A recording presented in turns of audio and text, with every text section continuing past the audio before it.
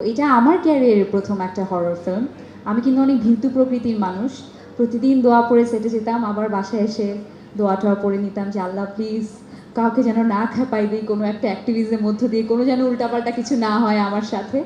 So সেরকম মজার, মজার অনেক এক্সপেরিয়েন্সের থ্রু দিয়ে আমরা পুরো গল্পটা শ্যুট করেছি, টানা শ্যুট করেছি এবং একজনের কথা না বললেই নয়, যাকে আজকে প্রথমবারের মতো আপনারাও হয়তোবা এই পুরো প্রমোশনে পাবেন, সেটা হচ্ছে আমাদের ডিরেক্টর রোমান ভাই।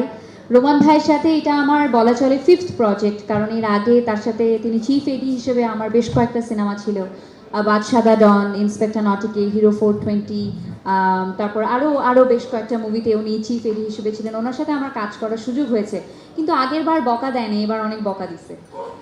এটাই খালি একটাই পার্থক্য, অনেক বকা দিছে একদম, মনে যা যত জিত ছিল সব মিঠাই দিছে এই শুটিংয়ের সময়। আর আমি ফোন করে বলতাম আজিজ ভাইকে, রোমান ভাই খালি বকা দেয়, তখন আজিজ ভাই বলতো, ও একটু এরকমই সহ্য করে নেন।